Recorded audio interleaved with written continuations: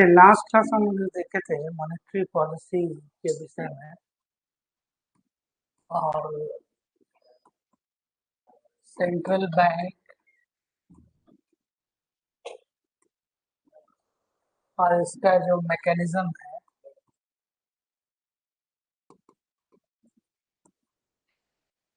है ना। तो मैकेनिज्म किस कॉन्टेक्स्ट में, तो in the context of controlling inflation,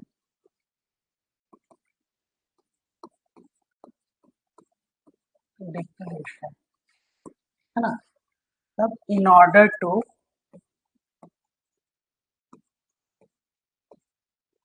maintain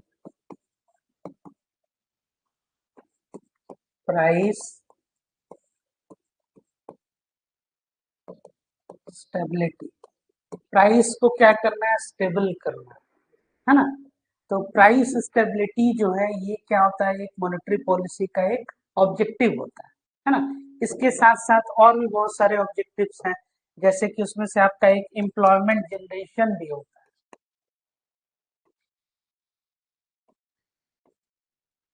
employment generation directly नहीं होगा, मतलब उसका एक इनडायरेक्ट जो है इफेक्ट उसका होगा। हाँ, इसके साथ साथ और आपका क्या हो जाता है, जैसे फॉरेन एक्सचेंज, इससे संबंधित जो है ना। इसके अलावा और क्या है बताइए, लास्ट क्लास में आप लोग पढ़े थे। ऑब्जेक्टिव्स क्या होता है मॉनेटरी पॉलिसी का, प्राइस स्टेबिलिटी, कंट्रोलिंग और एम्प्लॉयमेंट जनरेशन, फॉरेन एक्सचेंज, है ना। इसके साथ साथ और क्या है, लिक्विडिटी एंड मनी सप्लाई, है ना। लिक्विडिटी और मनी सप्लाई को क्या करना है, मेंटेन करना है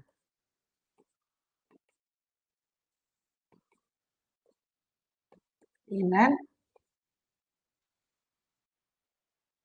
इकोनॉमी। और ये जो मॉनेटरी पॉलिसी है ये जो है कौन करता है, ये सेंट्रल बैंक।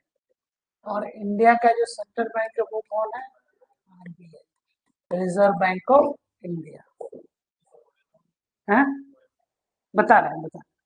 तो अब आरबीआई, अब रिजर्व बैंक ऑफ इंडिया जो हो गया, इसके विषय में भी थोड़ा सा समझ लेंगे। रिजर्व बैंक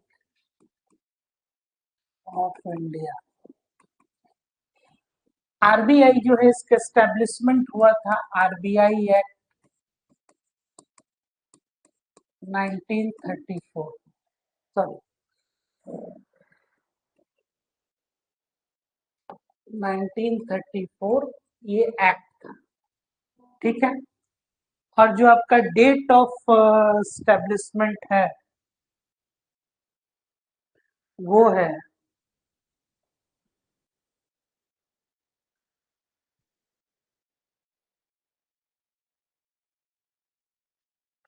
जो आपका डेट ऑफ एस्टेब्लिशमेंट है इसका, वो आपका क्या है, 1 अप्रैल 1935, ये क्या है, डेट ऑफ एस्टेब्लिशमेंट, है ना। और it was John Hilton, young commission, जिसने रिकमेंड किया था किसके लिए,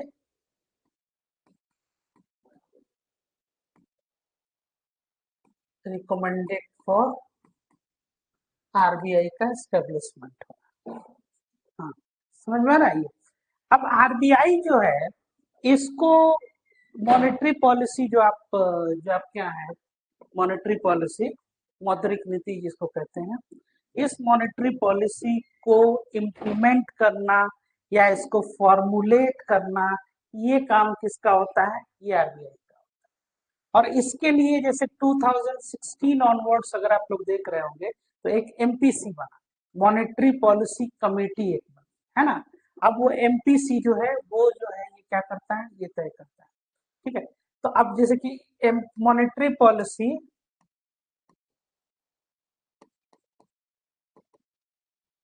इसका इम्प्लीमेंटेशन जो है ये कौन करता है, ये आरबीआई। इसके अलावा आरबीआई के बहुत सारे फंक्शंस हैं जो आप जानते हैं। कौन कौन से फंक्शंस हो गए?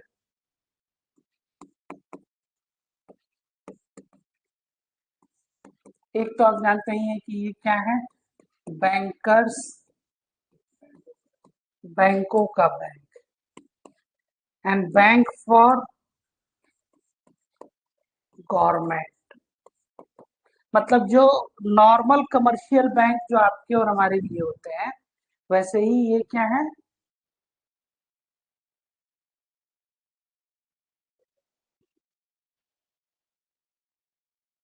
तो उसमें क्या है, ये थोड़ा सा इनको बोलिए, इनको शायद स्क्रीन में कुछ प्रॉब्लम आ रहा है।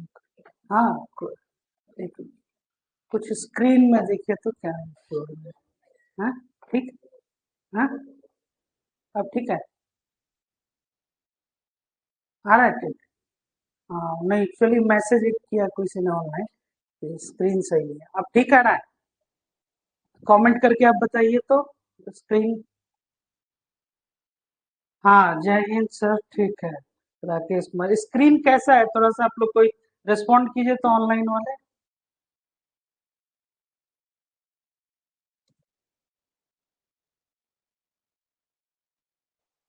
हाँ राकेश कुमार, अंचल, आप लोग रिस्पॉन्ड कीजिए, कैसा है, स्क्रीन आ रहा है क्लियर, बताइए। एम आई ऑडिबल और visible? Okay, so shall I proceed? ठीक है, चलिए, तो bankers bank, bank for government, ठीक है। इसके अलावा और क्या, इश्यू ऑफ करेंसीज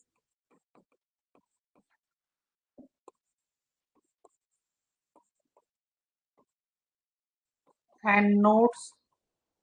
इसके अलावा और क्या है, रेगुलेटरी एंड सुपरवाइजरी फंक्शंस। क्या करता है, ये रेगुलेटर भी है किसका, ये जितने बैंकिंग हो गए आपके या इससे संबंधित जो आपके। ओके जी, तो ये तो है ना। तो अब इसमें क्या हो गया, ये रेगुलेटरी और सुपरवाइजरी फंक्शन भी इसका हो गया, ठीक है, मॉनिटर भी किया। इसके अलावा और क्या है, बताइए और क्या फंक्शन है? हम्म, क्या हुआ, इसके अलावा और कोई फंक्शन याद आ रहा हो जो आप लोग को? नहीं, गवर्नमेंट बैंक तो बता ही दिए, बैंकर्स बैंक बता दिया, issue of lender of last resort,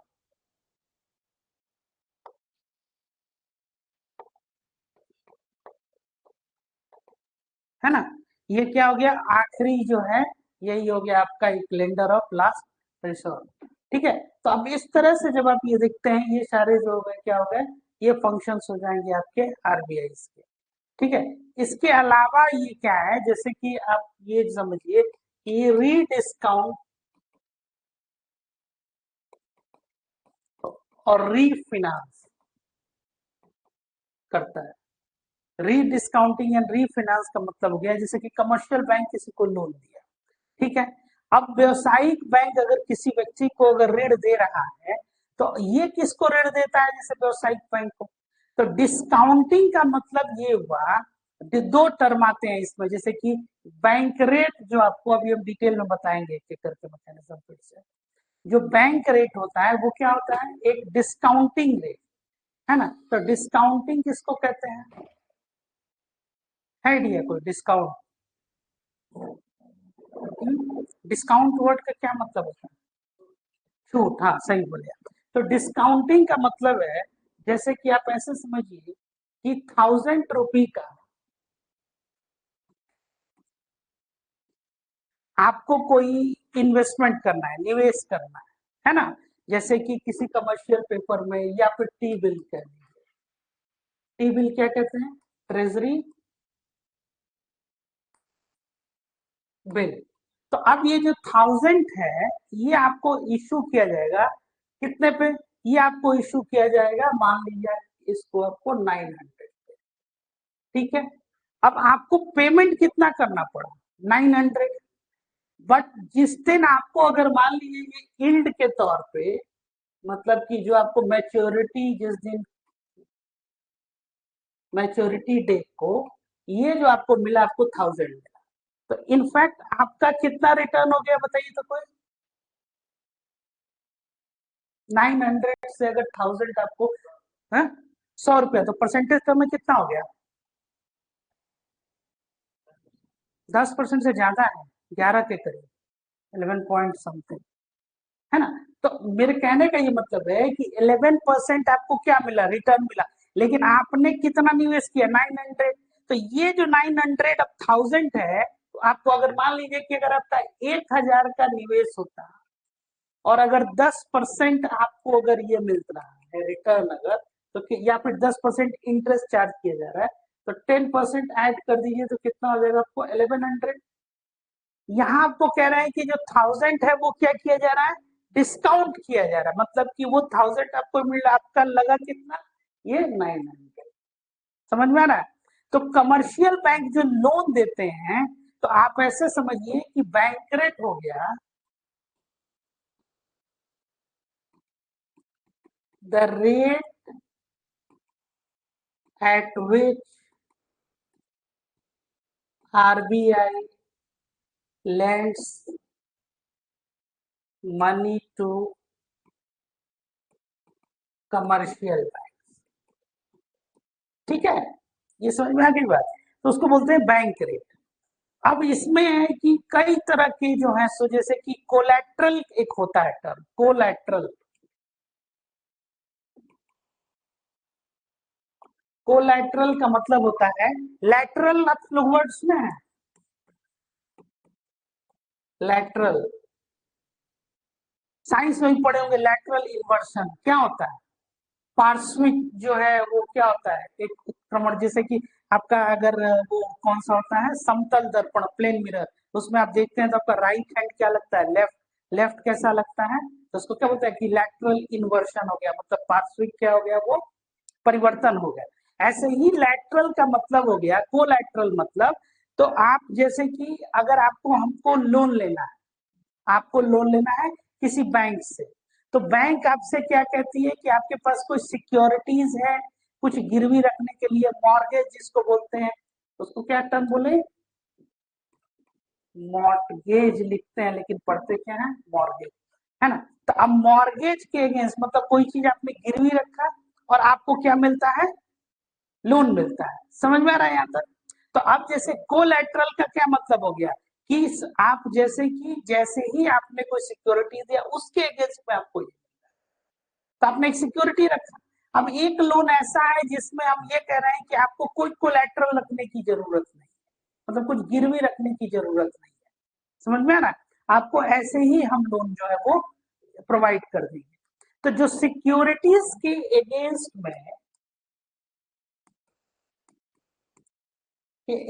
में, जैसे लोन जो है, तब आरबीआई क्या है, जैसा कि अभी आपको हमने बताया कि बैंकर्स बैंक, बैंकों का क्या है? ये बैंक है। तो इस फंक्शन में जब वो काम कर रहा है आरबीआई, तो अब आरबीआई के पास क्या, एक जैसे कि मान लीजिए कि जब वो सिक्योरिटीज के अगेंस्ट अगर वो लोन दे रहा है, किसको लोन दे रहा है? वो किसको दे रहा है? आरबीआई किसको लोन दे रहा है? बैंकों को। आरबीआई हमको लोन नहीं दे सकता है, आरबीआई किसको दे रहा है? इंस्टीट्यूशंस को, है ना। इंस्टीट्यूशन जो कमर्शियल बैंक्स हैं उनको सिक्योरिटीज के अगेंस्ट में ये लोन देता है। और ये बैंक रेट क्या हो गया? रीडिस्काउंटिंग और रीफाइनेंसिंग।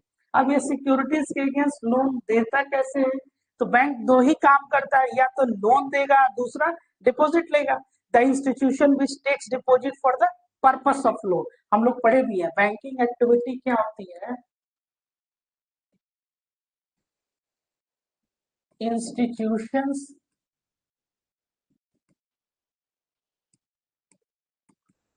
which take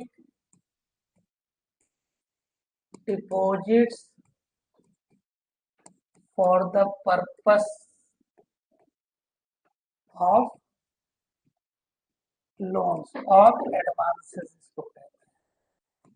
ठीक है, अब ऐसे इंस्टीट्यूशंस क्या है जो कि डिपॉजिट जो है वो लेते हैं किस पर्पस के लिए, एडवांसमेंट मतलब लोन करने के लिए। और जो लोन होता है वो क्या होता है, बैंक का एसेट होता है। जो लोन हो गया वो क्या हो गया, एसेट हो गया। और जो आपका डिपॉजिट हो गया वो क्या हो गई, लायबिलिटीज हो। क्लियर है यहाँ तक, कोई डाउट कोई क्वेश्चन नहीं। अब समझिए कि ये बैंक क्या किया, तो अब है कि लोन जो बैंक देता है, जैसे मान लीजिए कि आपको अगर 1 लाख रुपए अगर आपको बैंक से लोन लेना है स्टेट बैंक ऑफ इंडिया से, तो 1 लाख के अगेंस्ट में आपको 100% लोन वो नहीं देता है। वो क्या उसको बोलते हैं, मार्जिन मनी, मार्जिन जिसको रिक्वायरमेंट कहते है ना। तो मार्जिन रिक्वायरमेंट किसको कहा गया बताइए, कि जैसे आपको 1 लाख का अगर आपको लोन चाहिए तो बैंक आपको कितना दिया, हाँ 80,000 दिया। ये जो 20,000 है इसके लिए क्या है, आपको ये मार्जिन मनी जिसको कहते हैं। और अगर आपको 100% लोन चाहिए तो उसके लिए बैंक क्या कहती है कि भाई हमारे यहाँ डिपॉजिट जो है आप 100%, जैसे कि अगर मान लीजिए उतना का आप डिपॉजिट कर रहे हैं मॉर्गेज अगर, तो तब आपको उस केस में ये लोन देगी। आई बस समझ में। तो बिना सिक्योरिटीज के आपको क्या मिल रहा है, लोन नहीं मिल रहा है। ठीक वैसे ही आरबीआई भी जब लोन देगी तो क्या कहेगी, सिक्योरिटीज के। और हाँ,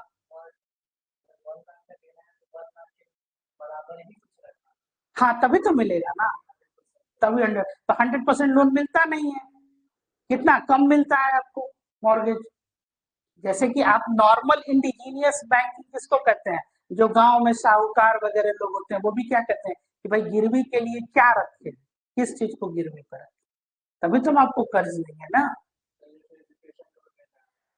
एजुकेशन लोन जो है, अब लोन भी कई तरह का होता है, जैसे उसमें सिक्योर्ड लोन है, अनसिक्योर्ड लोन है। अब जैसे कि आप ये सुनते होंगे कि पहले 4 लाख तक था, 5 लाख तक था, अब 10 से 15 लाख तक, उसके लिए आपको कोलेट्रल की जरूरत नहीं है, मतलब आपको कोई मॉर्गेज रखने की जरूरत नहीं है एजुकेशन, 10 लाख तक। ठीक है, वो लिमिट बढ़ते घटते रहते हैं, 10 लाख कभी 15 लाख।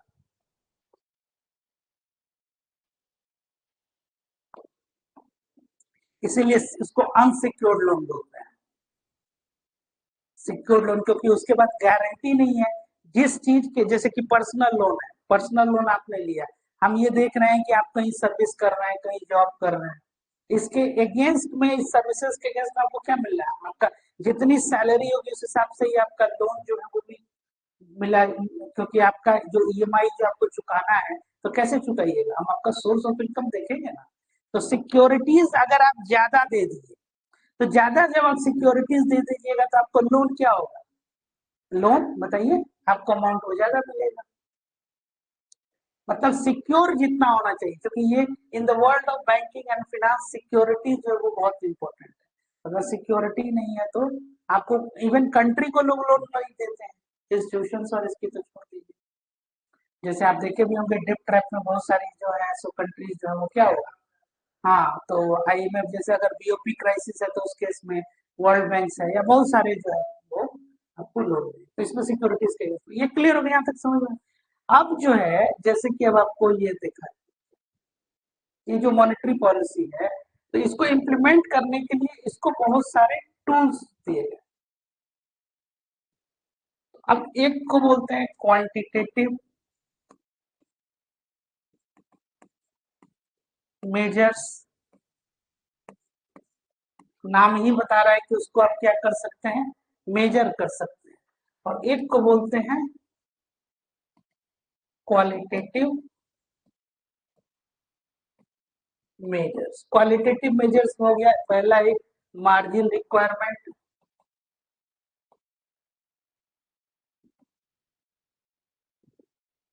मोरल सिचुएशन, ठीक है, इसके अलावा और क्या है, सिलेक्टिव कंट्रोल सिस्टम में खो जाता है, जैसे कि प्रायोरिटी सेक्टर लैंडिंग, उसमें आप फिक्स कर लेते हैं। क्वांटिटेटिव मेजर्स में क्या क्या हो गए आपके बताइए? Bank rate, LAF, liquidity,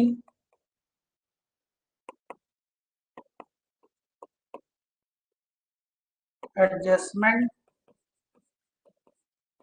facility. इसके अंतर्गत हो गया आपका रेपो रेट,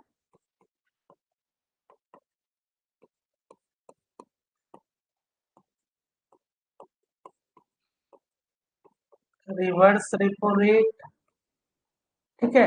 इसके अलावा और क्या हो गया आपका? मार्जिनल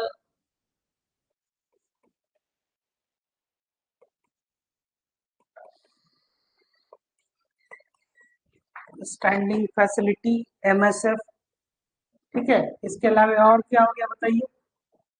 अभी जो आप चर्चा कर रहे थे, ओपन मार्केट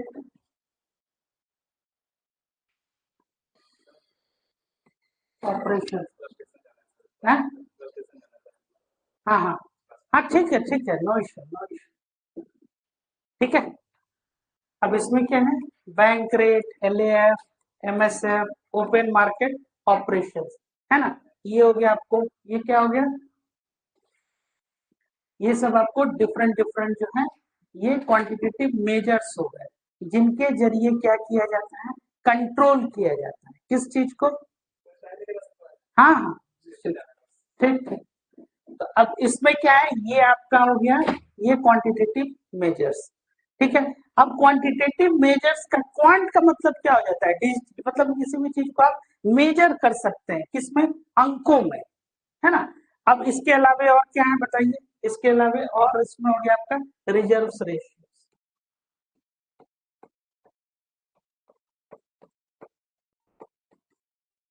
ठीक है। रिजर्व रेशियोज में हो गए दो तरह के, एक को बोलते हैं CRR और एक को बोलते हैं SLR। CRR को बोलते हैं कैश रिजर्व रेशियो, SLR को बोलते हैं स्टैट्यूटरी लिक्विडिटी रेशियो। क्लियर है यहाँ तक? कोई क्वेश्चन हो तो बताइए। अब इसमें समझिए कि बैंक रेट को हम क्या कह रहे हैं? बैंक रेट को हम ये कह रहे हैं कि the rate at which RBI lends money to commercial bank, जिसपे कमर्शियल बैंक को ये क्या करता है? लोन देता है, ठीक है। और ये जो बैंक रेट होता है, ये रीडिस्काउंटिंग और रीफाइनेंसिंग है। इस वर्ड को आप लोग ध्यान से रखिए, जब भी एग्जाम में आ जाए कि ये जितने भी तरीका है, इससे क्या है? ये इनफैक्ट ये लिक्विडिटी को ही तो कंट्रोल कर रहे हैं ना। ये सब किस चीज का टूल्स है? क्वांटिटेटिव मेजर्स या qualitative measures, in order to implement monetary policy, मौद्रिक नीति को, या इसी को क्रेडिट पॉलिसी भी कहते हैं, क्रेडिट कंट्रोल जिसको कहते हैं ना। तो क्रेडिट किसको कहे? एक तरह से लोन जो दिया जा रहा है बैंकों के द्वारा। तो RBI के पास ये सब क्या हो गया? ये डिफरेंट इंस्ट्रूमेंट या टूल्स हो गए। इन टूल्स की मदद से वो क्या करता है? हाँ, वही शाख नियंत्रण। शाख किसको कहते हैं? क्रेडिट। हाँ, क्रेडिट कंट्रोल, बहुत बढ़िया। क्रेडिट कंट्रोल, शाख नियंत्रण, ठीक है। मतलब आपकी साख जो है वो क्या रहे? वो बची रहे या वो बनी रहे।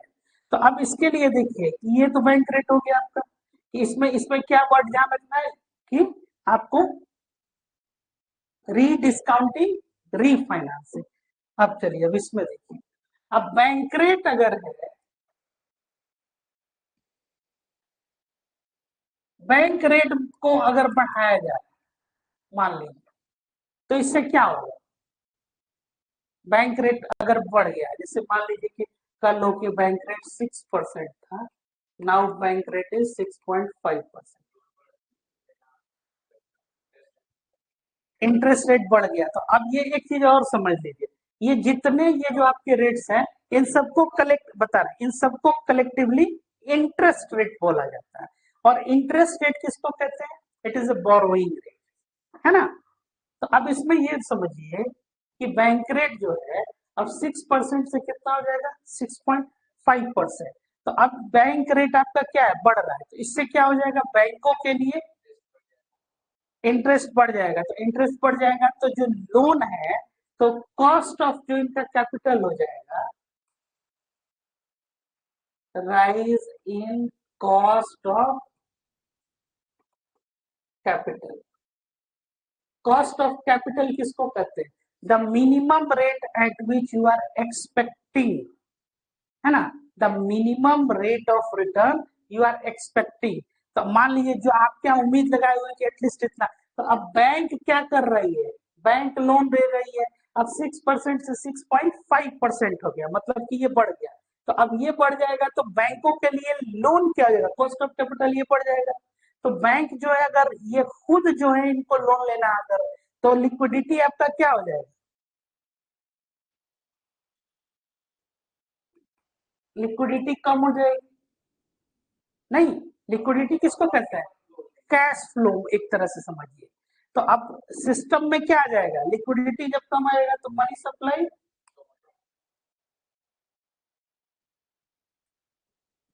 और मनी सप्लाई जब आपका कम हो जाएगा, इसका मतलब क्या है? Inflation control. समझ में आया ये? जब इन्फ्लेशन को कैसे कंट्रोल करना, अगर इन्फ्लेशन है, तो इन्फ्लेशन अगर है तो उसके लिए क्या करेंगे? बैंक रेट को बढ़ा दिया। ठीक है, ये फर्स्ट। सेकंड इसी में आप आ जाइए कि बैंक रेट, देखिए इस चीज को समझिएगा ना, यही क्वेश्चंस में आपको स्टेटमेंट्स रहेगा कि if bank rate is increased by the central bank RBI, which of the following are the consequences, A B C D ऐसे करके यही क्वेश्चन आपका ऑब्जेक्टिव है। इससे आपको बहुत सारे इसमें परमुटेशन कॉम्बिनेशन हैं जिससे आपको, लेकिन अगर आप इसकी थ्योरी को, इसको मैकेनिज्म को समझ लीजिएगा, क्वेश्चन करना बहुत आसान हो जाएगा। ठीक है, अब इस तरह से ये समझिए। सेकंड क्या है कि बैंक रेट आपका कम हो गया, मतलब 6.5 से 6% जो है वो हो जाएगा। तो अब इसमें क्या हो जाएगा? हम्म, हाँ, हाँ, हाँ, मार्केट में, हाँ, तो अब इससे क्या हो जाएगा? बैंक रेट जब डाउन होगा तो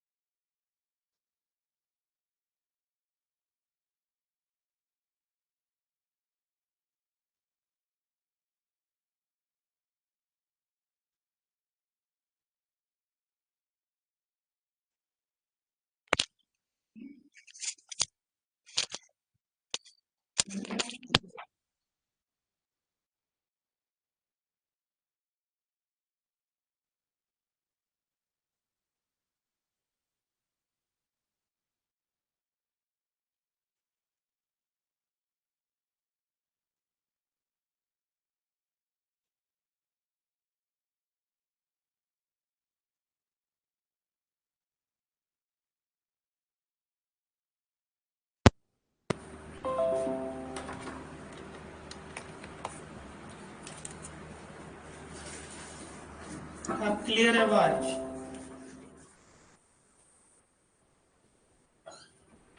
देखिए तो आवाज।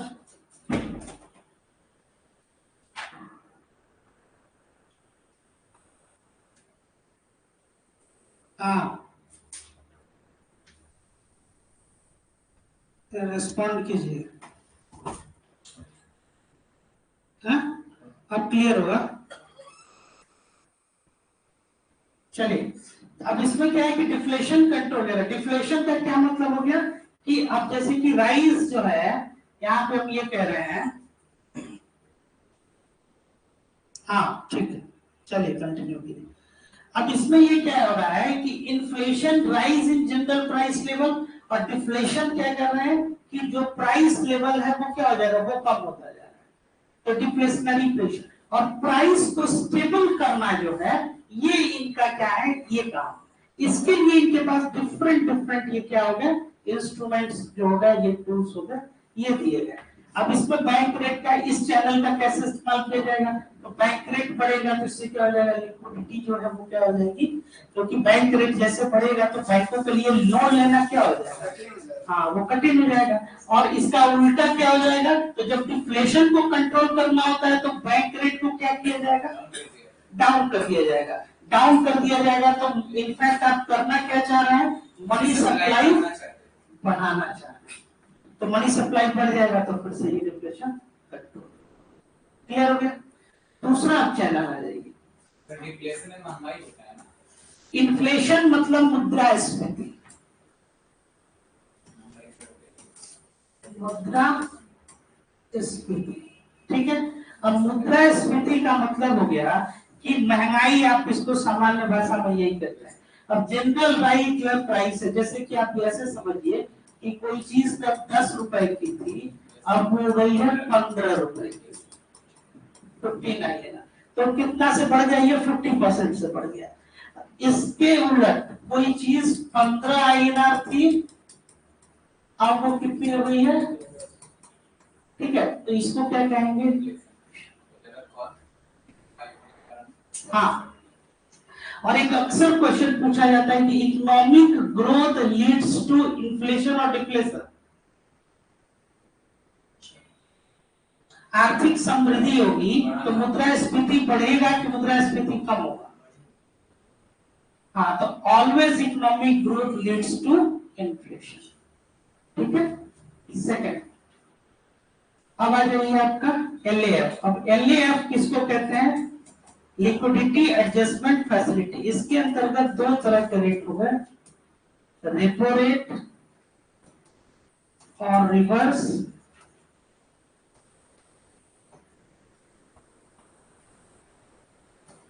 Repo rate. रेपो रेट का मतलब हो गया इंजेक्ट लिक्विडिटी,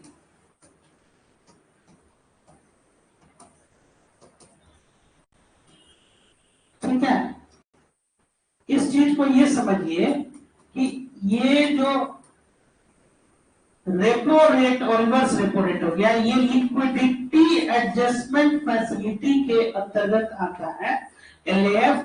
और ये क्या हो गया कि जैसे कि नाम ही ये बता रहा है आपका कि लिक्विडिटी जो है वो क्या है, वो समायोजन होना चाहिए, है ना, तरलता समायोजन सुविधा इसको कहते हैं। अब रेपो रेट और रिवर्स रेपो रेट इसको बोलते हैं रीपरचेज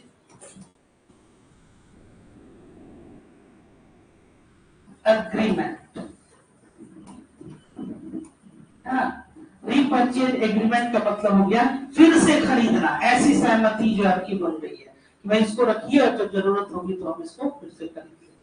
तो अब जब इंजेक्ट करना है जब भी अगर सिस्टम में, तो रेपो रेट जो है इसका इस्तेमाल। अब कैसे, रेपो रेट जैसे एट प्रेजेंट कितना है, मान लीजिए कि 6.5%, 6.65 के करीब है, कटेंगे भी समझने के लिए भी उपयोग लिखा 6.5%, ठीक है। और रिवर्स रेपो रेट है 3.35%। तो अब अगर रेपो रेट को 6.5% से बढ़ा के 7% कर दिया जाए, मान लीजिए, तो what changes repo rate is going to, इसमें भी थोड़ा वृद्धि होगी। अब रेपो रेट क्या होता है, इसको पहले समझिए।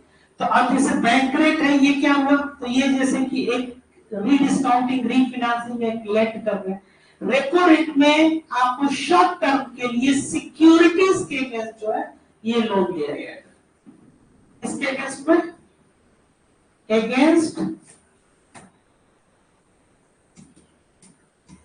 against the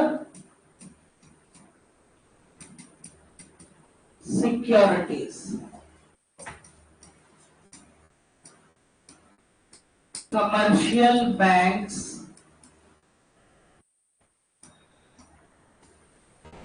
borrow money from the central bank. Central bank का मतलब यहाँ क्या है, reserve bank of India, reserve bank of, central bank of India मत समझ लीजिएगा, है ना, रिजर्व बैंक ऑफ इंडिया। अब इसमें क्वेश्चन ये है कि रेपो रेट, एक तो सबसे पहला क्वेश्चन ये आता है कि which rate is higher, repo rate which rate is higher, repo और रिवर्स रेपो, ये क्वेश्चन है, पहला क्वेश्चन तो यही है। अब इसमें इसको ऐसे समझिए कि I am the regulator of the market,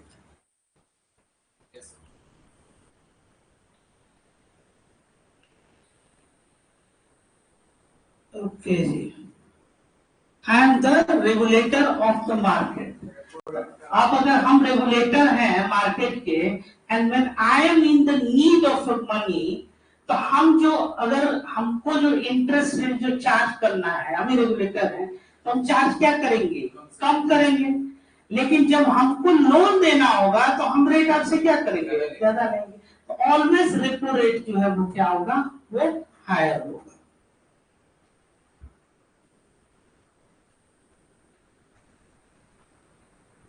repo rate क्या डेफिनेशन, हाँ, रेपो रेट क्या है, रेपो रेट क्या है, मतलब क्या है उसका डेफिनेशन, जो बता रहा है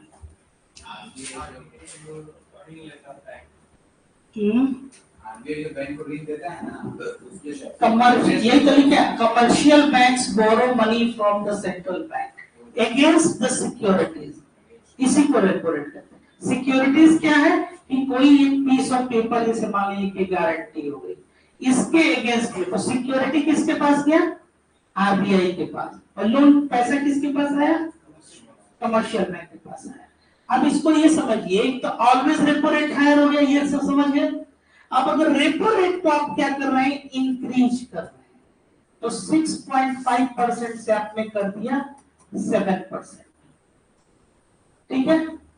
अब जैसे कि ये 7% आपने ये कर दिया, तो ये एक चीज समझिए, 0.5% जब बढ़ेगा, इसको क्या बोलते हैं, 50 बेसिस पॉइंट। बेसिस पॉइंट किसको बोलते हैं, इस चीज को समझ रहे हैं, 0.5% को 50 बेसिस पॉइंट बोला गया, तो 1% को कितना बोला जाए, 100 बेसिस पॉइंट, 100 बेसिस पॉइंट। तो अब परसेंटेज में जैसे कि 50 बेसिस पॉइंट बढ़ा मतलब 0.5% बढ़ा, अगर 1% बढ़ा मतलब 100 बेसिस पॉइंट बढ़ गया। क्लियर हो गया आपको। तो जब भी बेसिस पॉइंट पूछे तो इसको भी आपको आंसर ये करना होगा, ये पूछता है अक्सर क्वेश्चन। तो अब जैसे 6.5 से 7% ये रेपो रेट आपका ये बढ़ गया, तो रेपो रेट जब आपका बढ़ रहा है, किसका क्या हो जाएगा, अगर रेपो रेट इंक्रीज किया, तो रेपो रेट इंक्रीज किया तो लिक्विडिटी क्या होगी, कम होगी, है ना। तो अब मान लीजिए कि लिक्विडिटी जब आपकी कम होगी, तब इसके साथ जो लोन जो बैंक्स जो है वो लेते थे, तो अब क्या करेंगे, ज्यादा लेंगे कि कम लेंगे, तो लोन्स अगेंस्ट सिक्योरिटीज ये कम हो गया, ठीक है। अब इसके वजह से मनी सप्लाई क्या होगा,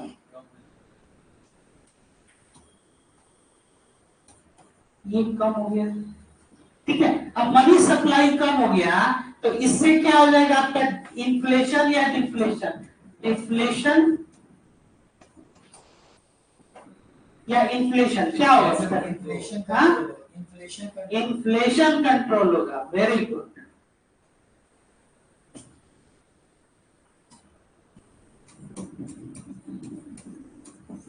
इन्फ्लेशन कंट्रोल, क्लियर है। अब ऑन द कॉन्ट्ररी जो 6.5% है, इसको हमने कितना कर दिया, 6% कर दिया, मतलब डाउन कर दिया, ठीक है। या इसको ऐसे कहिए कि 6% कम कर दिया, मतलब कि रेपो रेट को हमने क्या कर दिया, रेपो रेट को डाउन कर दिया। रेपो रेट को डाउन करने का मतलब कितना बेसिस पॉइंट से कम कर दिया,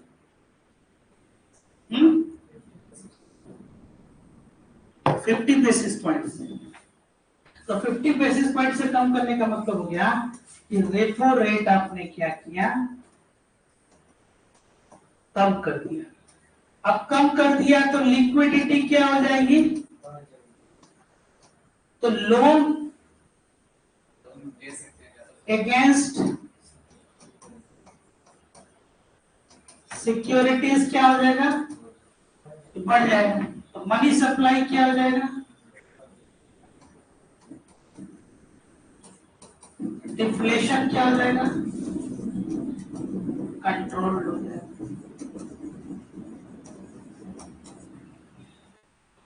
समझ में आ रहा है, समझ में आ रहा है कि नहीं। अगर मनी सप्लाई बढ़ रहा है तो डिफ्लेशन क्या हो जाएगा, वो कंट्रोल में होगा।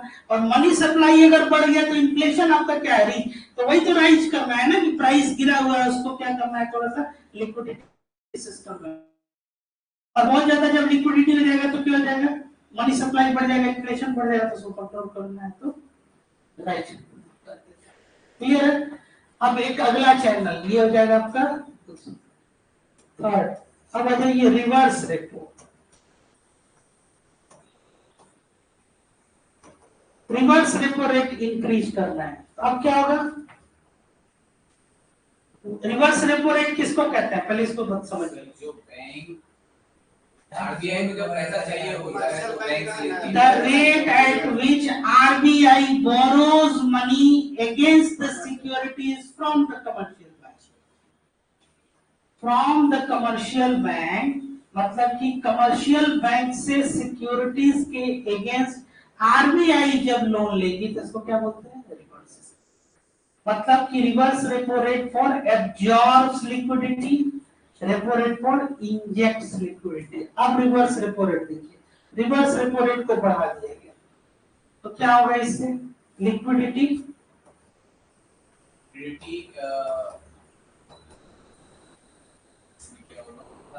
कम हो जाएगा,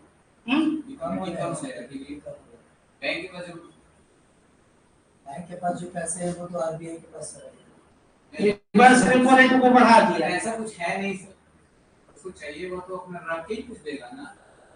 यही तो पूछ रहा है। नहीं सर ऐसा कुछ नहीं है, ये पता नहीं चलता कि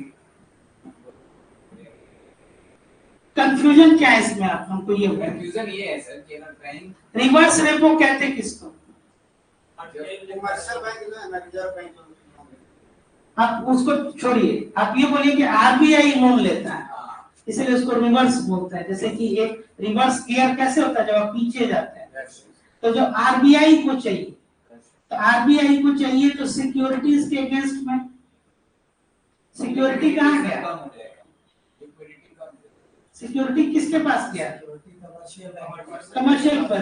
पैसा किसके पास आया, आरबीआई के पास पैसा आया, तो आरबीआई के पास मनी आया, तो अब जो मनी आ रहा है वो जिस रेट पर वो ले रहा है वो रेट क्या हो रहा है, कम हो रहा है कि ज्यादा हो रहा है, वही तो बोले कि रिवर्स रेपो रेट को बढ़ा दिया। तो आरबीआई को पहले 3% जो है उस पर ब्याज मिलता था, अब मिल रहा है उसको 4%।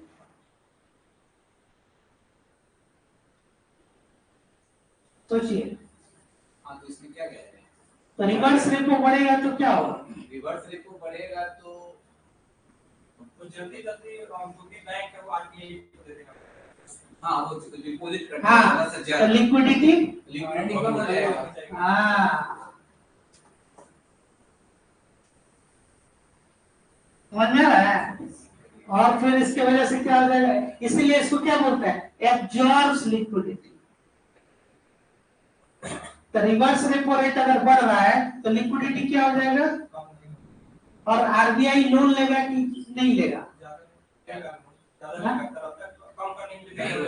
वो तो अगर नहीं रिवर्स है तो बढ़ जाता है तो कम लेगा, ज्यादा कम से कम लेगा, जितना सो जरूरत नहीं लेगा। तो फिर लिक्विडिटी बढ़ेगा ही कम होगा, ज्यादा लेगा, कंट्रोल करना है, कंट्रोल करेगा सर पूरे मार्केट। नहीं तो वही तो हम पूछ रहे हैं कि रिवर्स रेपो अगर बढ़ रहा है तो रिवर्स रेपो रेट बढ़ रहा है तो आरबीआई बोरो कर रही है इसी परसेंटेज पे, तो अब उसको कल तक 3% देना होता था, 4% देना पड़ रहा है। तो 4% जब आरबीआई को देना पड़ रहा है तो आरबीआई ज्यादा जो है लोन लेगी कि कम लेगी? मार्केट कंट्रोल करने के लिए वो तो उसके ऊपर डिपेंड करता है, वैसा इन्फ्लेशन ज्यादा आया तब तो उससे ज्यादा से ज्यादा लेगा। तो आप यही समझिए कि जब इन्फ्लेशन बेस्ड होता है। हम वही बता रहे हैं, तो रेपो रेट अगर रेपो रेट जब बढ़ता है तब लिक्विडिटी आपकी कम हो जाती है, और रिवर्स रेपो रेट बढ़ेगा तब भी लिक्विडिटी कम होगी। मेरा यही सिंपल क्वेश्चन है। रेपो रेट बढ़ रहा है तो लिक्विडिटी कम हो रही है, रिवर्स रेपो रेट बढ़ेगा तब भी लिक्विडिटी कम होगी। नहीं, तो अभी तक जो आप लोग बता रहे हैं वो फिर उल्टा हो गया। ये तो पूछ रहे हैं आप लोग से, इसका मतलब कि लिक्विडिटी बढ़ गया, दोनों में से कोई एक तो नहीं समझ रहा है। नहीं लिक्विडिटी बढ़ गया सर, ज्यादा अगर रिवर्स रेपो रेट बढ़ जाती है तो कम से कम वो लेना चाहिए जितना जरूरत उसको। तुक्का उक्का मत बनाइए लो, अगर समझ रहे हैं इसको समझिए पहले इस मैकेनिज्म को, नहीं समझ रहे हैं तो एक बार और हम समझाएंगे। तरलता अंचल वो नहीं है, बढ़ जाएगी।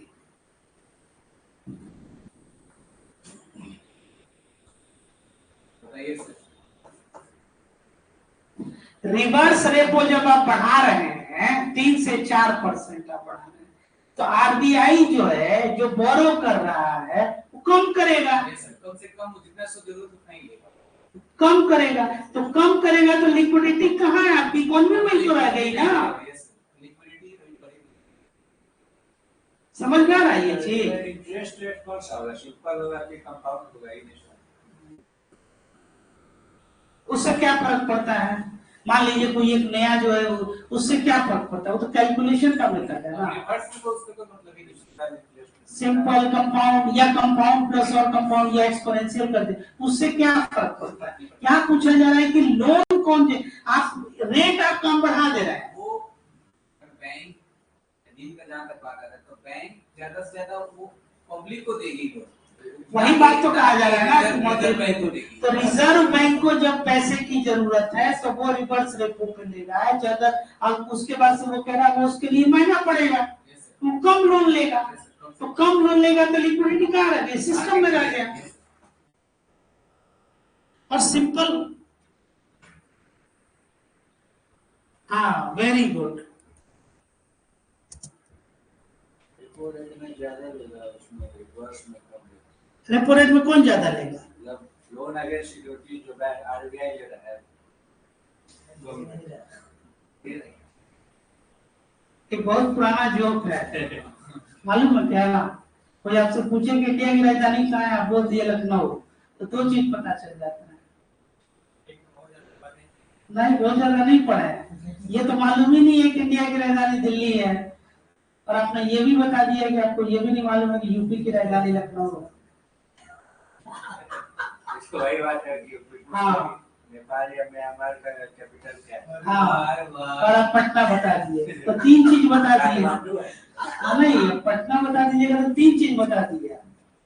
तो वही चीज है कि या तो उसको समझिए, यही तो क्लैरिटी ऑफ थॉट है ना, उस दिन समझाना रहता है आप लोग को पूरा स्टेज ऑफ लर्निंग, उसमें कि कई लोग मालूम ही नहीं है कि हमको नहीं मालूम। तो यही जो है 3 सेकंड पहले बोल देते कि सर बाहर चले गए, अभी हमारा बोलना ठीक नहीं रहेगा, तो आप आ गए सीधे। ये पिछले 3, 4, 5 क्लास से चल रहा है कंटिन्यूअस, हमको मालूम है कि और 2-3 क्लास चलेगा तब भी वो क्लैरिटी अभी उस लेवल पे आने में टाइम लगेगा। समझ में आ रही है बात? चलिए आइए। इसीलिए इसको हम कह रहे हैं कि इसको हड़बड़ी में मत पढ़िए लोग, ये जो 2-3 चैप्टर है ना, उसके बाद तो सब आप कहिएगा तो वन गो में सब जो है उसको पढ़ाया जा सकता है। जैसे पब्लिक फिनांस हो गया, डेफिसिट हो गया, नेशनल इनकम हो गया, ये आपका ये 3-4-5 चैप्टर जो है ना, यही कॉन्सेप्ट है। और ये नहीं होगा तो उसके बाद इकोनॉमिक्स के क्वेश्चन आपको पता ही नहीं चलेगा कि सही मेरा कैसे हो रहा है, ये भी नहीं पता चलेगा कि मेरा गलत क्यों हो रहा है।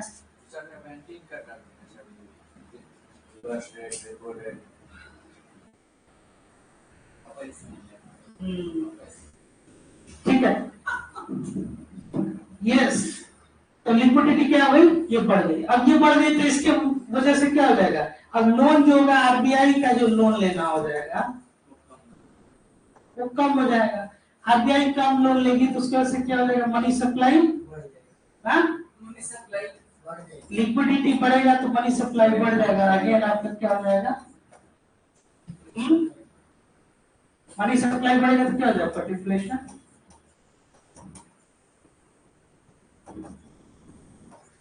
कंट्रोल, ठीक है। चलिए नेक्स्ट आ जाइए, अब आ जाइए रिजर्व रेशियो।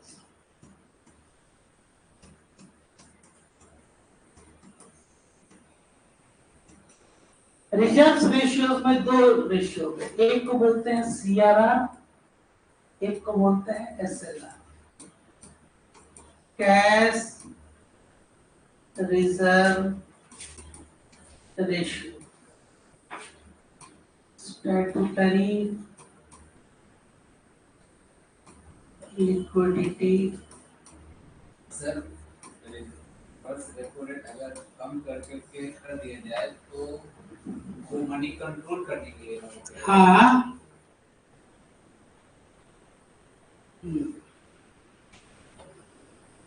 कम करके ही ज्यादा से ज्यादा वो लोन ले रही है बैंक से, मेरे पास आ जाएगा, एब्जॉर्ब कर लिया, एब्जॉर्ब कर लिया लिक्विडिटी। तो मार्केट में क्या है, इन्फ्लेशन है ज्यादा, इन्फ्लेशन को कैसे कंट्रोल करना है, मनी को ले लीजिए, ठीक है।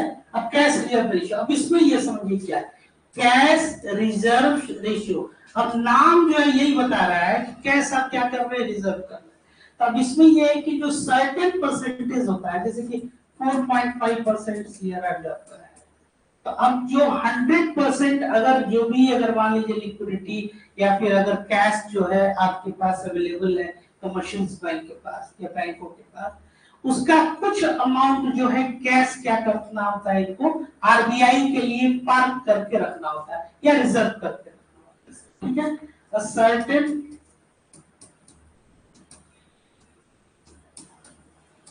percentage of cash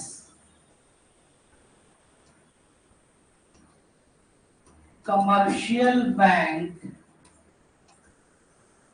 has to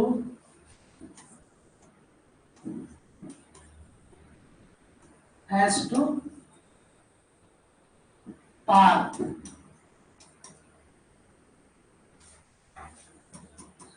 with RBI।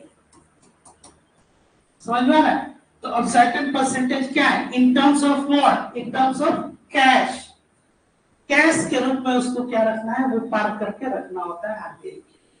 जैसे 4.5% है, तो बैंक को रखना, हाँ वो बैंक को रखना होता है। भी वो मांग सकती है, नहीं वो जो करे वो एक अलग पक्ष है, वो मांग सकती है कि नहीं मांग सकती, आपको मेंटेन करना है, नहीं होगा तो उसके अगेंस्ट आपको हमने बताया कि ये क्या है, रेगुलेटर है, सुपरवाइजरी मॉनिटरिंग जो है इसके पास जो अथॉरिटी है, वो उसके ऊपर जो है कोई फाइन लगा सकती है, पेनल्टी लगा सकती है ना। तो अब इतना ये करना है। इसके अलावा जैसा कि नाम ये बता रहा है स्टैट्यूटरी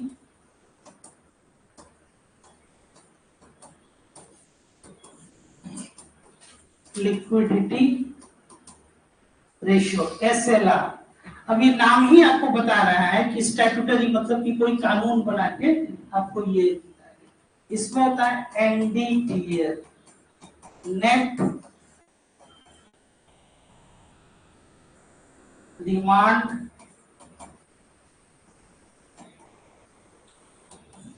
लायबिलिटीज, है ना। अब इसमें है कि जैसे कि कैश के रूप में रखा गया, इसमें गवर्नमेंट सिक्योरिटीज के रूप में रखा जाएगा, गोल्ड के रूप में रखा जाएगा, है ना। या अदर्स रिजर्व्स जो हैं उसमें आपको ये रखा जाएगा। समझ में आ रही है बात? तो अब जैसे कि मान लीजिए कि कैश रिजर्व रेशियो जो है और स्टैट्यूटरी रिजर्व रेशियो, ये रिजर्व रेशियो है। अब इनका इस्तेमाल कब करना है? तो जैसे कि मान लीजिए कि अगर CRR 4.5% से ये बढ़ा के 5% कर दिया गया, तो CRR को बढ़ा दिया गया, क्या इम्पैक्ट ये लाएगा बताइए तो थोड़ा सा सोच के। इम्पैक्ट ये लाएगा कि किस सेंस में सर? तब इसका क्या इम्पैक्ट होगा लिक्विडिटी क्या का? किस लिक्विडिटी पे? लिक्विडिटी सर ये क्या होगा कि कम हो जाएगा, कम थोड़ा कम होगा कम। हर बैंक अपने पास ज्यादा से ज्यादा पैसा रखेगी तो लिक्विडिटी तो कम होगा। CRR अगर ज्यादा है तो CRR बढ़ रहा है तो मतलब लिक्विडिटी कम हो जाएगी, क्योंकि कैश जो आप रिजर्व्स में रख रहे हैं। जैसे कि आप ऐसे समझिए कि हमने आपको 50,000 रुपया दिया और ये कहा कि ये रख लो लेकिन आप खर्च मत करना, तो वो 50,000 रुपया क्या है, सिस्टम में नहीं है, इकोनॉमी में। तो लिक्विडिटी ये कम हो गई, लिक्विडिटी कम हो गई तो CRR बढ़ने से अब बैंक लोन ज्यादा देंगे कि नहीं, है ना? तो लोन जो है वो क्या हो जाएगा, वो कम होगा। और जब ये लोन कम होगा तो इसका मतलब कि मनी सप्लाई जो है वो क्या होगा, और मनी सप्लाई जैसे ही कम हो गया तो इन्फ्लेशन क्या हो जाएगा आपका,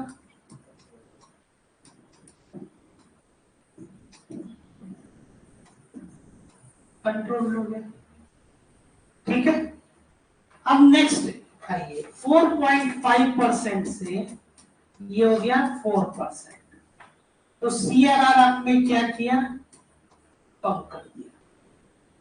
ठीक है, CRR को कम कर दिया। तो अब इसके बाद से लिक्विडिटी क्या होगी, बढ़ जाएगा, लोन भी बढ़ जाएगा, सप्लाई भी बढ़ जाएगा, लोन बढ़ जाएगा, मनी सप्लाई बढ़ जाएगा और डिफ्लेशन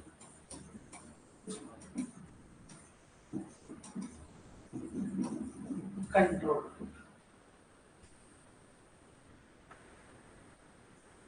क्लियर है, समझ में आ रहा है? अब ये देखिए जब लोन बढ़ेगा तो व्हाट अबाउट इन्वेस्टमेंट, निवेश क्या होगा, ज्यादा से ज्यादा निवेश होगा, और ज्यादा से ज्यादा निवेश होगा तो आपका एग्रीगेट डिमांड क्या होगा, एग्रीगेट डिमांड बढ़ेगा, और एग्रीगेट डिमांड बढ़ेगा तो आउटपुट आपका, आउटपुट वाई बढ़ेगा, तो आउटपुट बढ़ेगा तो ओवरऑल आपका इकोनॉमिक ग्रोथ होगा। क्लियर है, कोई डाउट यहां तक, कोई क्वेश्चन, ये समझ में आ रहा है ना? अब देखिए, अब आ जाइए यही चीज एसएलआर भी बढ़ा तो फिर क्या हो जाएगा, लिक्विडिटी कम हो जाएगी, और इसके बाद से आप ज्यादा से ज्यादा क्या है, जब लिक्विडिटी को एब्जॉर्ब, अब CRR आपको ज्यादा मेंटेन करना है, अगर SLR ज्यादा मेंटेन करना है, दो चीज आप ज्यादा से ज्यादा अगर मेंटेन कर रहे हैं, इसका मतलब मनी सप्लाई क्या हो रहा है, वो कम हो रहा है। तो मनी सप्लाई जब आपका ये कम होगा तो आपने क्या किया, इन्फ्लेशन को कंट्रोल कर दिया। क्लियर है यहाँ तक, कोई क्वेश्चन, कोई डाउट? चलिए अब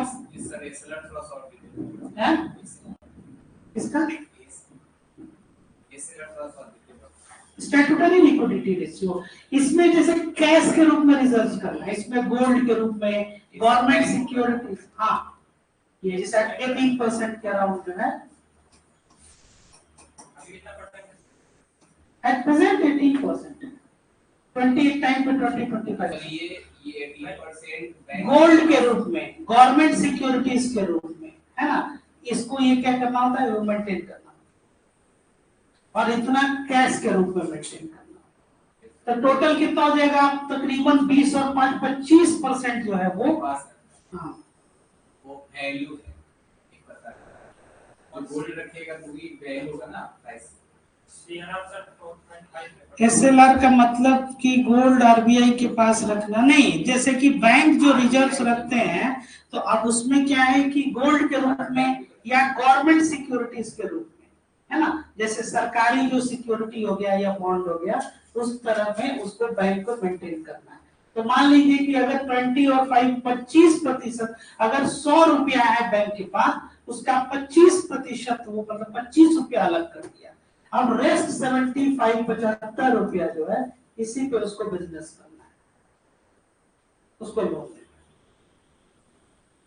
समझ में ना? जैसे ये नहीं हो सकता है कि बैंक के पास 100 रुपये है और वो लोन के तौर पे 1000 रुपया दे दे। अब यही पे क्वेश्चन है, एक सर सिक्योरिटी की तरह रखा जाता है कि कभी भी ऐसा कुछ हो, हाँ बैंकिंग का तभी तो पता चला कि आपका रेगुलेटर कितना स्ट्रांग है, इसीलिए वो रखा जाता है। आरबीआई कहता है कि पास। हाँ। अब आपको एक चीज और यहाँ पे ये समझना है, खुद के लिए भी होता होगा सर, अपना बैंक खुद ही न डूब जाए। जैसे आपके पास तनख्वाह है, मान लीजिए आपकी तनख्वाह है 50,000 रुपए, और 50,000 रुपए जो है आप जो है क्या कर रहे हैं कि शुरू के 5 दिन में खत्म कर दे, 10,000 पर डे के हिसाब से, रेस्ट 25 डेज आपका कैसे गुजरेगा? तो अब जैसे आपके पास 50,000 रुपया वो आता है तो आप क्या करते हैं, इसका 10% जो है वो इमरजेंसी फंड में रख देंगे, मतलब कि 5,000 रुपया जो है इमरजेंसी फंड आपका हो गया। ठीक वैसे ही 50,000 रुपया एक लॉन्ग टर्म निवेश हो गया, तो 10,000 रुपया आपका जो है यहीं पे खत्म हो गया।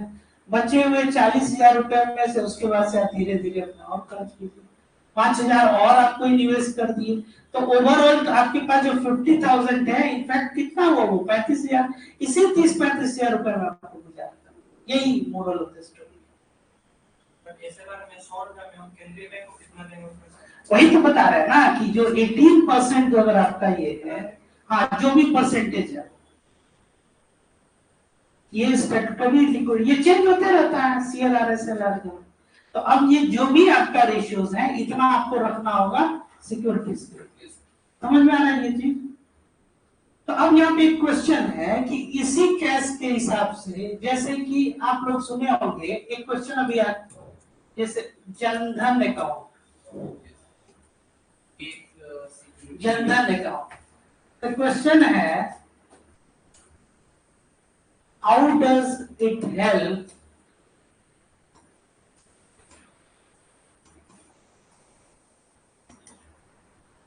in increasing economic growth, yeah, especially in terms of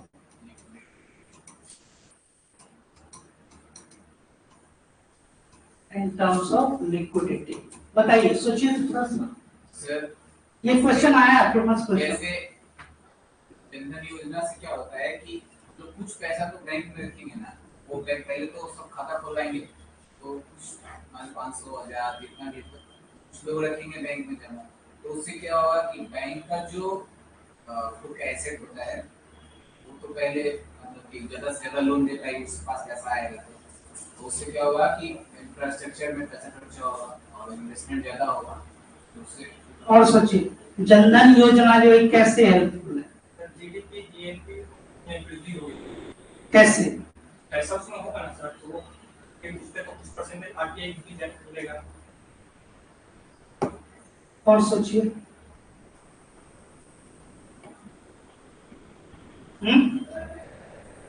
बोलो, नहीं समझ में आ रहा? उसके पास ज्यादा डिपॉजिट्स हो। हाँ बता। अब जनधन योजना जो है वो क्या था? हाउस होल्ड सेविंग्स, है ना, जो भी हाउस होल्ड सेविंग्स है वो क्या है, वो अकाउंट्स में, बैंक अकाउंट्स में आ गए। तो ये कहाँ आ गया पैसा? मतलब कि ये जो मनी है कहाँ गया? बैंक्स में। तो बैंक्स का जो बैंक डिपॉजिट हुआ वो बढ़ रहा है, तो जब डिपॉजिट, बैंक डिपॉजिट बढ़ गया तो इसी डिपॉजिट के अगेंस्ट में बैंक क्या देती है? लोन देती है। बैंक जो है एडवांसमेंट या लोन देती है। और जो इतना ज्यादा आया तो इसी कैश का वो ज्यादा से ज्यादा सीआरआर जो है वो रिजर्व में क्या करेगी, कैश रिजर्व रेशियो है, अगर मान लीजिए कि उसके पास डिपॉजिट है तो उसी कैश के रिजर्व्स में आपका जो सीआरआर जो है मल्टीप्लायर इसको करेगा, तो क्या है वो ज्यादा से ज्यादा जो है वो पैसा कहाँ पार्क किया जाएगा, आरबीआई के पास किया। तो अब ये जो जितना बैंक डिपॉजिट होगा इसी के अगेंस्ट में लोन जो है वो दिया जाएगा। तो लोन दिया जाएगा तो हाउस होल्ड सेविंग्स अगर बढ़ेगा तो बैंक ज्यादा से ज्यादा लोन देगा, ज्यादा से ज्यादा बैंक जब लोन देगा ऑब्वियसली इन्वेस्टमेंट होगा। सर एक चीज, जो ये जो 25% था उसके पास तो नहीं रखना होगा ना आगे के पास। खुद के पास रखने का क्या मतलब है, क्या फर्क पड़ता है, आपके पास जैसे 50,000 रुपया हम दिए और आपको टच ही नहीं करना है, हम ये कह रहे हैं कि इसको रखो आप खर्च नहीं करना है, या वो 50,000 रुपया मेरा ही है तो आपके पास रहे या मेरे पास रहे, do you think that it is going to make any difference? Difference तो नहीं है बट है ना, वो खुद रखता है या बैंक वो आगे। हम वही तो कहे कि आप ही के अलमारी में रख दिए। ऐसा भी तो होता है नहीं आप इस चीज को देखिए, ये क्वेश्चन है इसको समझिए कि आपका ये पूछना है कि बैंक अपने पास जो फिजिकली रखते हैं कि आरबीआई के पास, ये पूछना चाह रहे हैं ना। तो अब इसमें हमको वही मेरा आंसर है कि क्या फर्क पड़ता है कि हम आप ही कौन रखते हैं कि आप अपने पास रखिए 50,000, बट आपको खर्च नहीं करना है, खर्च कीजिएगा तो आपके ऊपर पेनल्टी लगा दें। आप वो संभावना छोड़ दीजिए ना, ऐसा नहीं हो सकता है ना, आप कीजिएगा तो पेनल्टी लगेगा, क्योंकि वो रेगुलेटर भी तो है ना, आप इस चीज को समझिए ना, वो रेगुलेटर भी तो है। बैंक को रखने में घाटा है तो मेरे पास रहता है, मेरे पास नहीं होता है कि हम ज्यादा से ज्यादा लोन देते हैं। आप दे ही नहीं पाएंगे ना, अब लोन देंगे तो भाई लॉ ऑफ द लैंड है कि नहीं, नहीं है कि कोई होता है ऐसा कि नहीं चल फिर वापस आ जाएगा। बैंकिंग लॉ कुछ है कि नहीं, कानून पे चलेगा कि नहीं, नियम है कि नहीं, आप उसके अलग नहीं ना कर सकते हैं, कीजिएगा तो आपके ऊपर पेनल्टी लगेगा। आए दिन आप लोग सुनते हैं कि आरबीआई जो है आजकल तो लोग पोस्ट ऑफिस में पैसा रख रहा है, बैंक का डूब जाए कोई भरोसा नहीं। ये कहाँ से आ गया फादर भी वो दादी का जो अकाउंट था उसको मेरा भी बनाया। तो डूब जाए का क्या मतलब होता है, कोई आजकल बैंक मर्ज हो रहा है देख रहे हैं, तो इससे डूबना कहते हैं, वो अपना और ज्यादा जो है क्या कर रहा है, स्ट्रेंथ कर रहा है। हम और आप दोनों लोग मिल गए तो हम लोग डूब गए, और ज्यादा ना हम लोग स्ट्रांग हो गए। प्राइवेट बैंक बंद हो रहा है, सरकारी कौन सा बंद हो रहा है,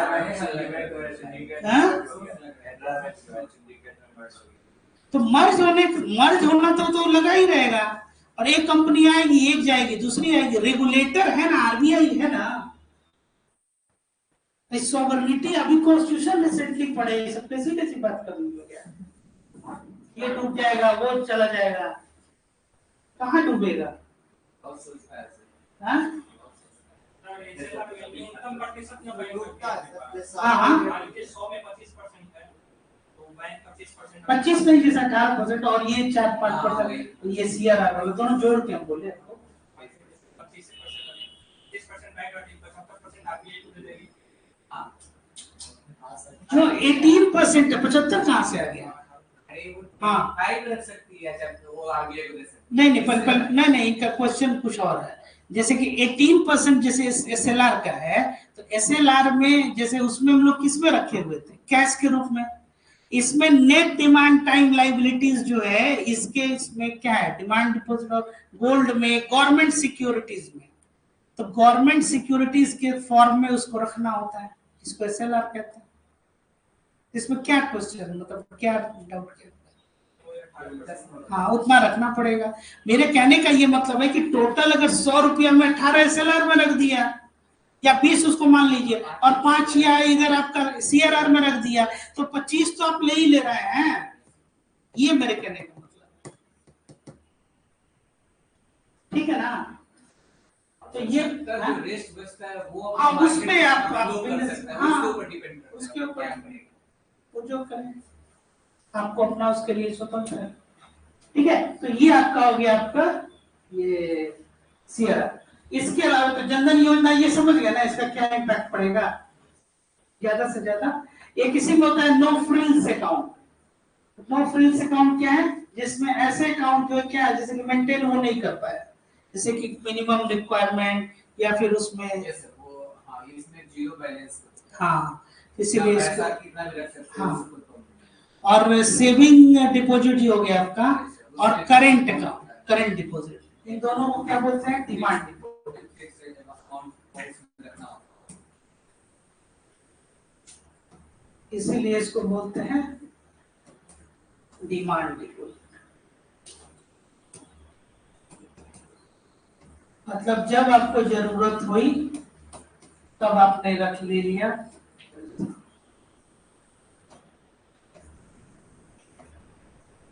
और जो टाइम हो गया, टाइम डिपॉजिट, जैसे आपका जो फिक्स्ड डिपॉजिट हो गया, एफडी जिसको कहते हैं, वो आपका हो गया। ठीक है, चलिए नेक्स्ट, इसके बाद आ गया आपका ओपन मार्केट ऑपरेशन।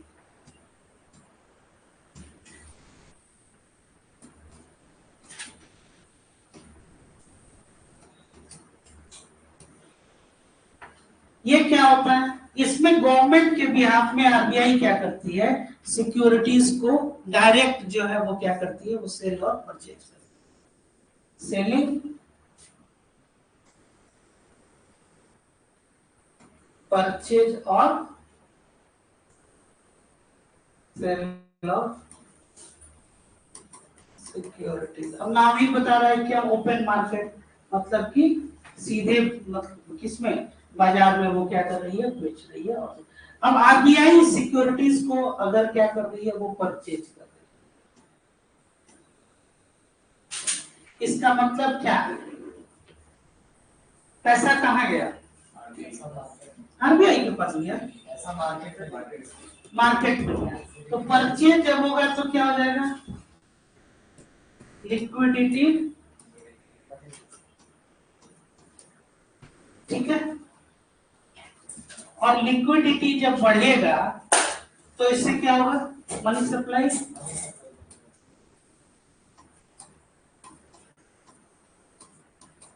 और डिफ्लेशन,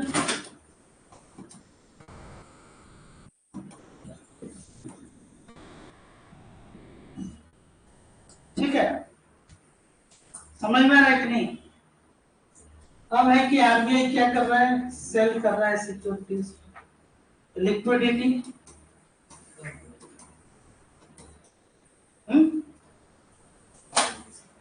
और मनी सप्लाई,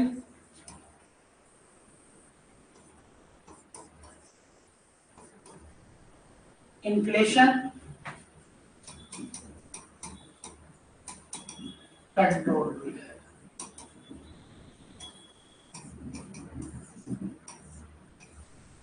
समझ में आ रहा है।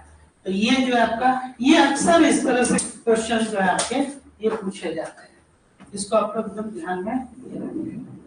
कोई क्वेश्चन हो तो फिर से आप लोग एक बार स्टार्ट से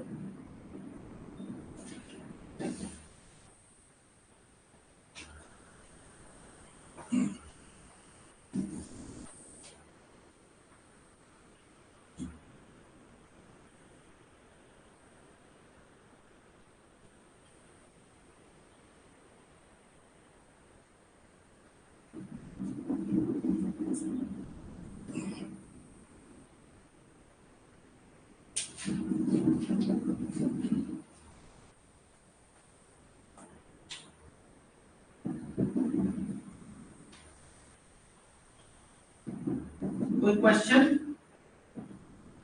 नहीं, चलिए लिखिए तो थोड़ा सा। हाँ, क्या क्वेश्चन है इनका, क्या सेल परचेज करेगा, सिक्योरिटीज, सिक्योरिटीज के अगेंस्ट, सिक्योरिटीज,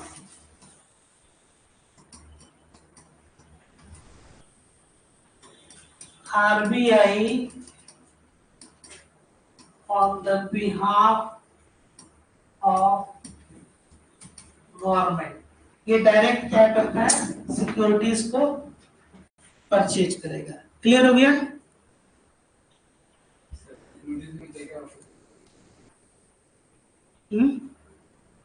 सिक्योरिटीज में क्या है, मार्केटेबल सिक्योरिटीज में जैसे उसमें हो गया गवर्नमेंट से, जैसे ये एनएससी जो होता है, नेशनल सेविंग सर्टिफिकेट हो गया, है ना, ये हो गया ट्रेजरी बिल्स आपको कहते हैं। जैसे तो उसको क्या फायदा होगा? किसको? से वो इन्फ्लेशन कंट्रोल करना चाह रहे। जैसे कि आप ऐसे समझिए, आप जो ट्रेजरी बिल अगर खरीदते हैं तो आपको, जैसे आप कहीं निवेश क्यों करते हैं? कहीं भी निवेश क्यों करते हैं? प्रॉफिट के लिए। प्रॉफिट क्या होता है? जो आपकी लागत है उससे अधिक जो अमाउंट आपको मिले। तो आपने अगर निवेश किया 1000 रुपया, उससे अधिक आपको क्या मिला? 1000 रुपया आपने निवेश किया और 1500 रुपया आपको रिटर्न मिला, तो 500 रुपया जो हो गया वो क्या हो गया? आपको लाभ हुआ। यही आप कहना चाह रहे हैं। तो उसको बोलते हैं कि रेट ऑफ रिटर्न आपका क्या है? प्लस सेफ है। जैसे कि टी बिल्स है, ट्रेजरी बिल्स, ये आरबीआई जो है ये क्या करता है? ये सेल करता है।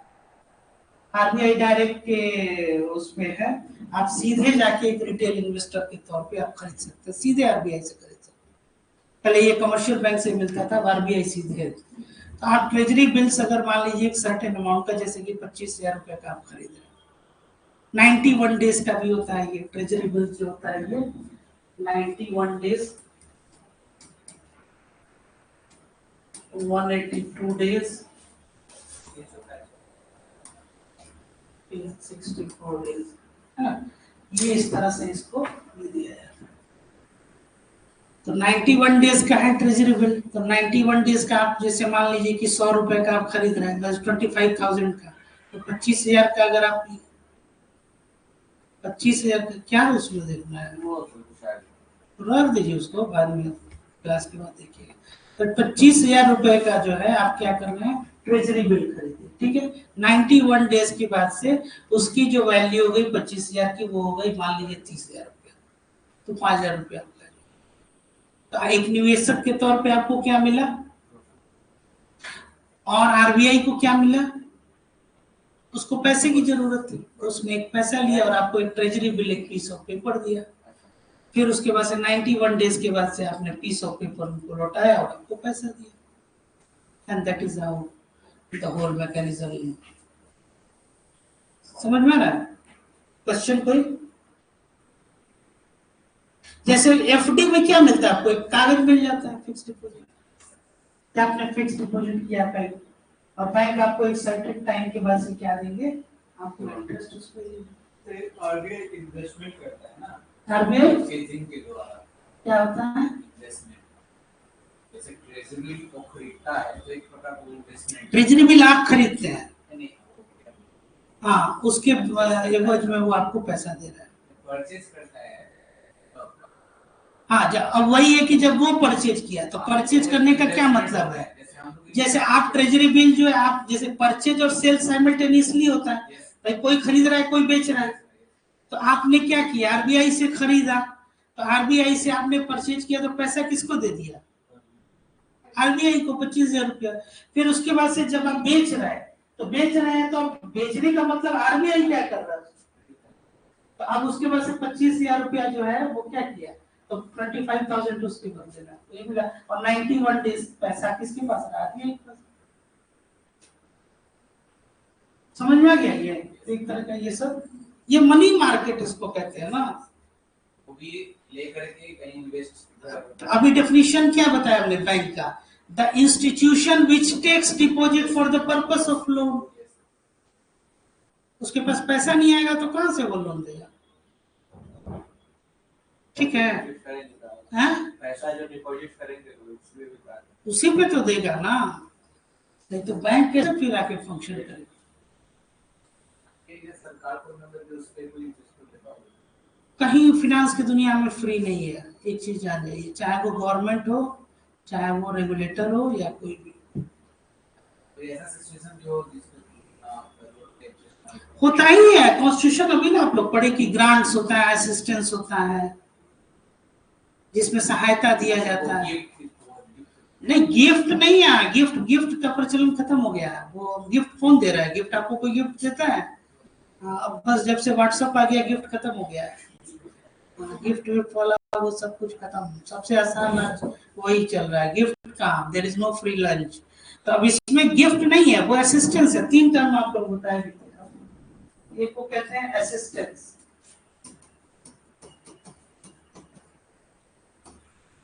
एक को बोलते हैं ग्रांट्स, एक को बोलते हैं लोन। असिस्टेंस मतलब सहायता हमने किया, है ना, यहाँ कोई उम्मीद नहीं है।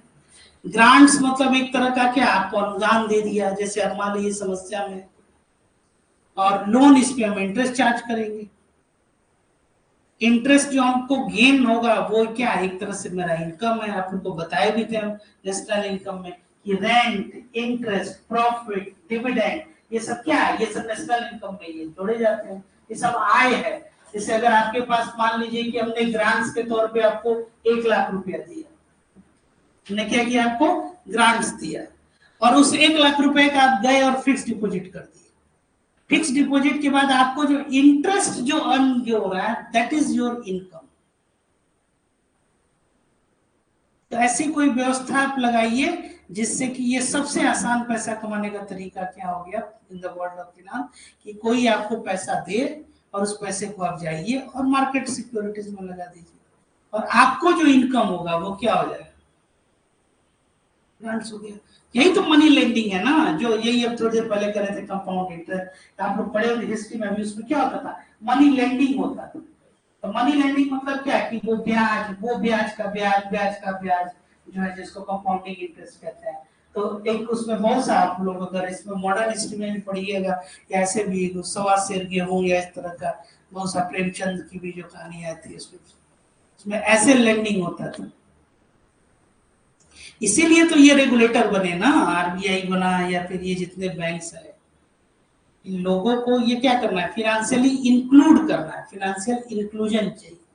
नहीं तो गांव वगैरह में आज भी आप लोग जान ही रहे हैं कि वो चलता ही है, साहूकार वगैरह, ब्याज पे जो लोग पैसा देते हैं एक बिजनेस, उससे लोगों को क्या मिले, एक छुटकारा मिले, इसीलिए तो बैंक्स हैं।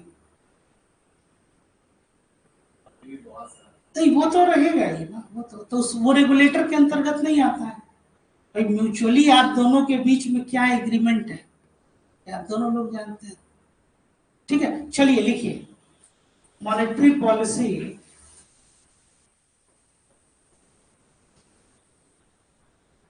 monetary policy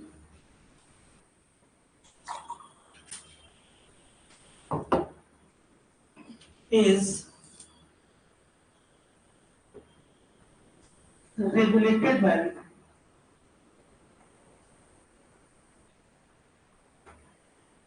central bank, bracket में लिखिएगा RBI, central bank of the nation, through which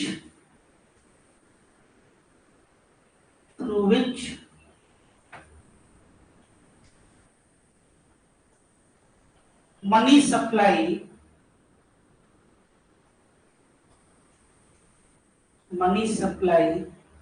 has been regulated with the change of interest rates, with the change of interest rate। ठीक है, ठीक है, किसमें चेंज करके करते हैं, इंटरेस्ट रेट को चेंज करके ये करते हैं, मनी सप्लाई जो है इसमें। हाँ, नेक्स्ट लिखिए, the objective of monetary policy are, the objective of monetary policies are: number 1, price stability; number 2, foreign exchange mechanism;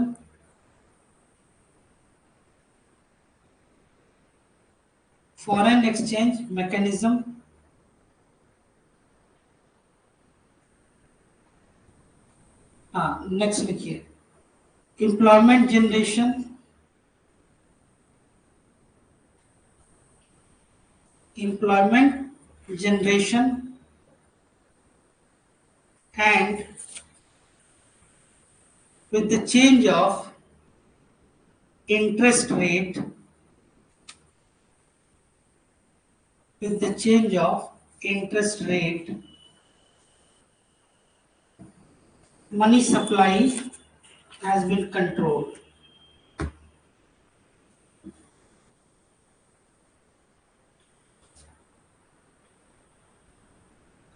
ठीक है, नेक्स्ट पैराग्राफ चलिए। There are two types of measures.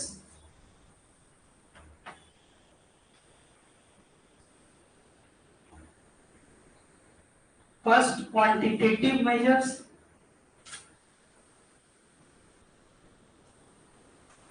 Second one, qualitative measures.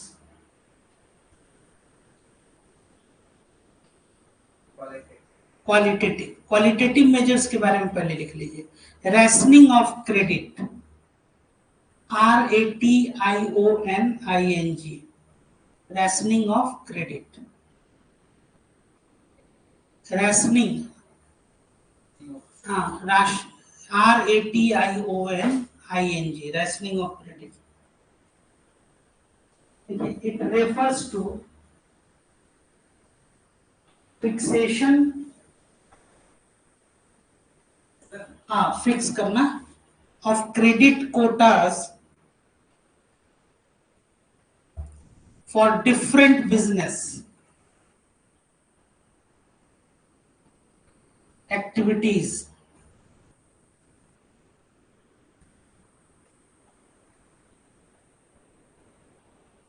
rationing of credit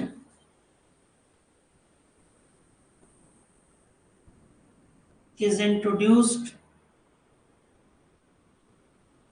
when the supply of credit is to be checked, particularly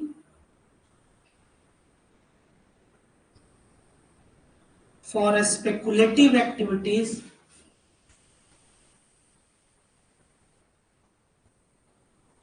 in the economy.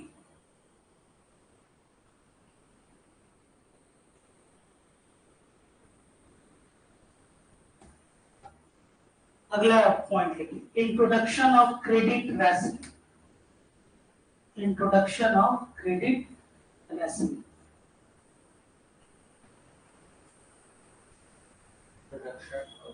Credit rationing,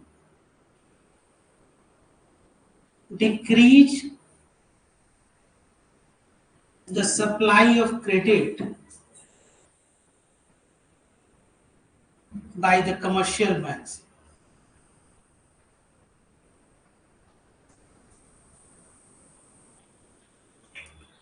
Next, decreases the supply of money. ठीक है, इससे क्या हो जाएगा, inflation is controlled. जाहिर सी बात है, अगर कमर्शियल बैंक क्रेडिट कम देगा तो क्या हो जाएगा, सप्लाई ऑफ लोन जो है वो। नेक्स्ट अगला पॉइंट लिखिए, withdrawal of credit rationing, withdrawal of credit rationing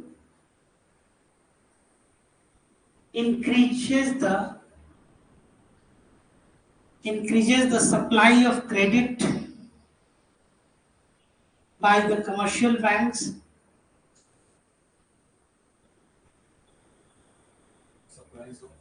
commercial banks, increases the supply of money and further leads to deflation is controlled.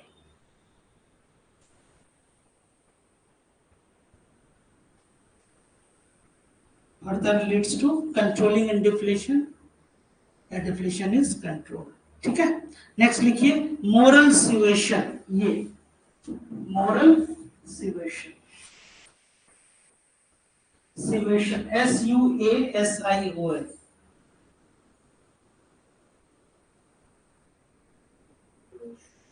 नैतिक तौर पे आप समझिए इसको। It is like rendering, RENDERING. It is like rendering an advice to the commercial banks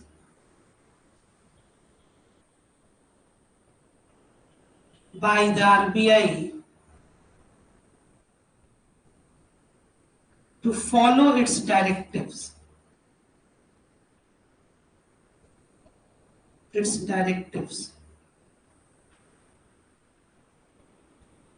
The banks are, क्या हो गया? The banks are advised to restrict loans during inflation and be liberal in lending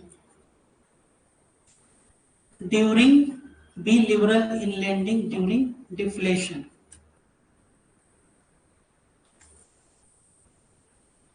तीसरा लिखिए margin requirement.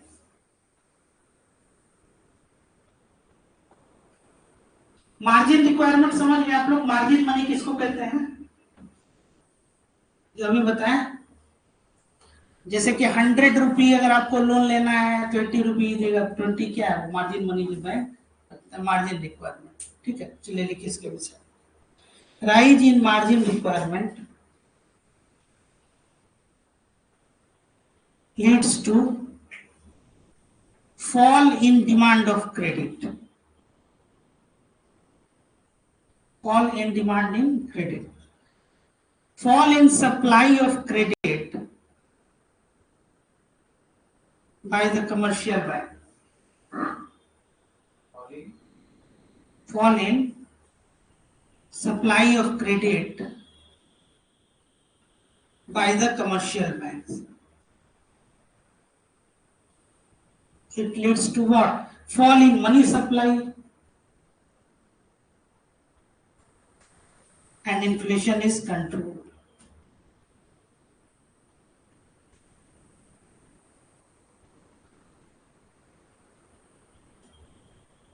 Next, fall in margin requirement. ये क्या था? Rise in margin requirement.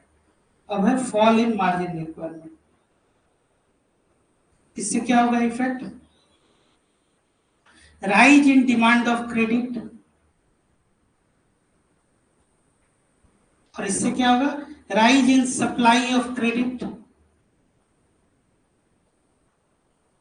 by the commercial bank.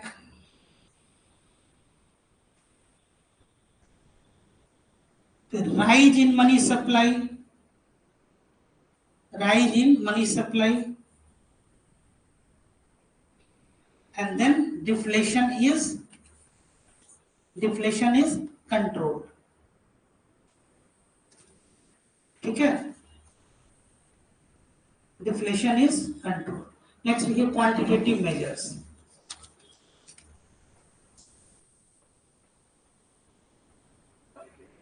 Qualitative तो लिखवाई नहीं, क्वांटिटेटिव पढ़ाई नहीं है असल में। इसमें से ये लिख लीजिए, bank rate, LAF, MSF, OMO।